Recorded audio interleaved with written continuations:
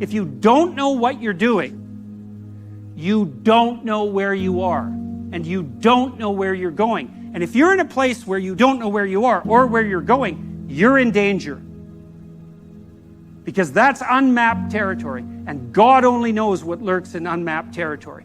If you're so confused and disoriented that you don't know where you are or where you're going, there are predators of the spirit who are much worse than snakes that are waiting for you. And the probability that you'll move from aimless, hopeless, joyless anxiety to nihilism, corrosive bitterness, and genocidal fantasy in the fundamental extreme is very high. It's like, well, I just want to be happy. It's a slogan. It's the most common slogan of our time, I would say, and it's such a preposterous slogan. It's like, what do you mean just? You just want to be happy. That's all. That's all you want. That absolute impossibility. You want bliss unending no matter what you do, and that's all you want. It's not exactly a small ask, let's say, because it's the same thing as asking to dwell permanently in paradise. It's something like that. And then it also isn't true. That isn't what you want. If you do careful analysis of what people mean when they say they just want to be happy, what they mean is they don't want to suffer stupidly. We're much more concerned with not experiencing an excess of negative emotion than we are with experiencing a surfeit of positive pleasure. So first of all, we don't mean we just want to be happy. We mean, please don't make us too miserable. And fair enough, that's reasonable. But then even on the happiness front, even on the absence of misery front, that's not true. It's like it isn't obvious at all that we want happiness. It isn't even obvious that we want absence of misery. What's really obvious is that we want an adventure. Right? We want an adventure that's so compelling that it makes the misery of life not just justifiable, but worthwhile. You want to look back on your life, and you know this to be true. You want to be able to say to yourself, even considering a month or a week or a series of days, you want to be able to say, that was really difficult, but you know what? It was worth it. And I think that's what you want from your life. It's something like, you know what? That was difficult, but it was worth it. And that meant that the adventure was so great that it justified the difficulties. And so then the question is, and here's the question, where do you find the great adventure of your life? Well, how about in truth? Well, why? Because you don't know what's going to happen if you tell the truth. It's a mystery. It's going to lay itself out for you. And so that's an adventure, because you literally do not know what's going to happen. You have to let go of knowing what's going to happen. And so then you have that adventure, and then what is also the case is that it's you that's having the adventure. Right? Because if what you're doing is living in truth, that's you. That truth is you. And so that means that whatever happens when you tell the truth is your adventure. And then you think, well, I'm using deception. It's like, well, maybe you are, but maybe deception is using you. And then maybe it's the spirit of deception that's having the adventure of your life. And then you might ask yourself, well, why are you so miserable and unhappy? And the answer would be, well, the spirit of deception is having the adventure of your life. You're not even there. Because if you're not living in truth, you're not there. Obviously, what's there is the spirit of deception. And you might think that's your deception, but I would be very careful about thinking that, because there have been centuries of meditation on the nature of the spirit of deception. And the answer isn't that the spirit of deception is you. The answer is that the spirit of deception is something that possesses you, convinces you that it's you. And that's not something you want to fall into the clutches of. The world is founded on a sacrifice, right? And that's what the crucifix represents. And European towns were built around a church, and the church was built around an altar, and the altar was built around the idea of sacrifice. So the sacrifice, the proper sacrifice, is at the center of the community.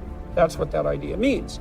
Now, you might ask, well, what's the proper sacrifice? And the answer is something like the voluntary willingness to bear your cross.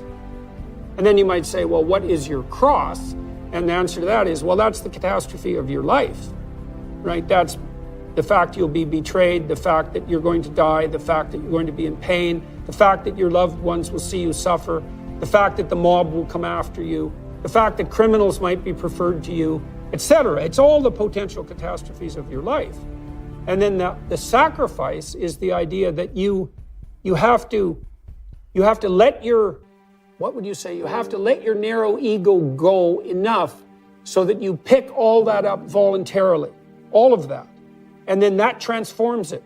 And I think that's literally true. I think that's what all the psychological evidence points to, is that if you adopt a stance of voluntary challenge, even in relationship to tragedy and malevolence, that's the pathway to transcendence. Do you have something to say that you're not saying? If you do, then it's your fault. This is your fault. It's your problem. And you might say, well, I'm too afraid to talk. It's like, fair enough. How afraid are you not to talk? You know, people say to me frequently, they compliment me on my bravery. And I think, you don't understand. I'm not brave. I don't like conflict. I'm way more afraid of losing control of my tongue than I am of the consequences of saying what I have to say. Because I know what happens when we allow other people to control our tongues. It's not good.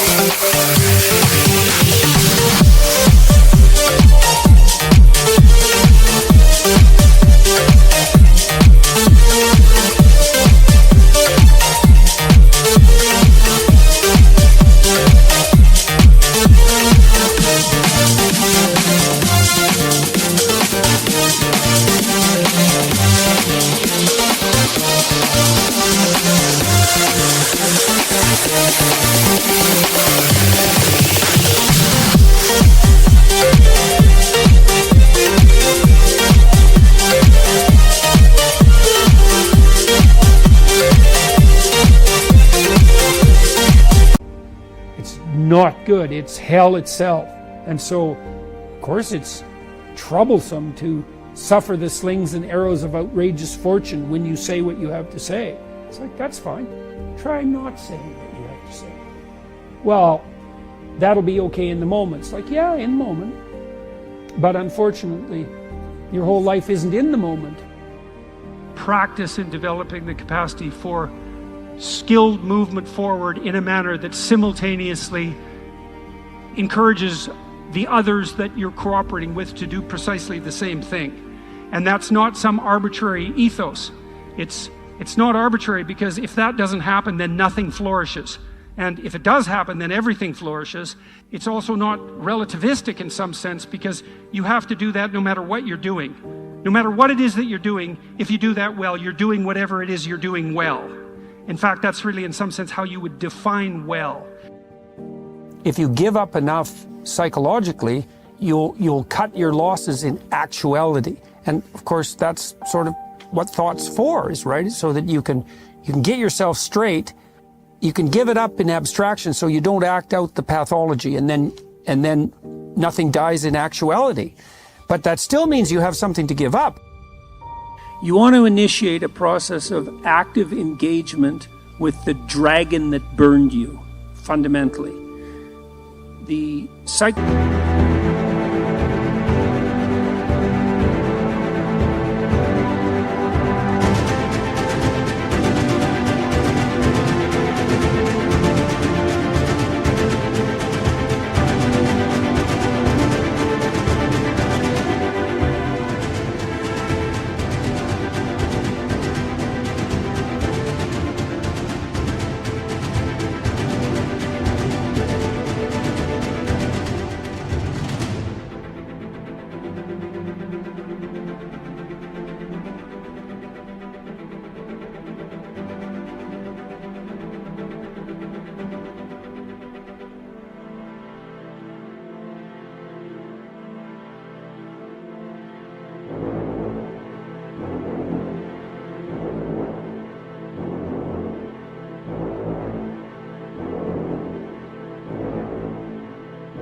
Psychophysiological pattern of active engagement is the opposite to the psychophysiological pattern of involuntary stress. And so if you can practice embodying that voluntary confrontation, then that stance can come to dominate. And that's the stance you want to dominate, because that moves you forward voluntarily into the world. And that, in all probability, that will work. I want to be free to do what I want. Okay, well, hang on a sec. Which I are you talking about there? Are you talking about the mature I that sees next week and next month and next year and 10 years out and that takes the community into account? Or are you talking about the impulsive, hedonistic, self-serving, narrow I that just wants exactly what it wants right now?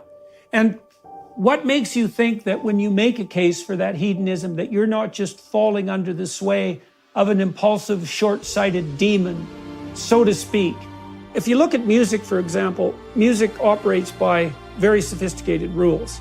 And so it's ordered and constrained. But out of that system of rules comes an almost infinite array of possibility. And so, we have this sense, I think it derives from Rousseau, that any constraint of order is a limit on freedom, when what we should be hypothesizing is that with the optimal set of principles, you get the maximally desirable freedom. And it's not freedom from everything, and it's not freedom to do anything. It's certainly not a narrow hedonistic freedom, because that backfires on you like the next day.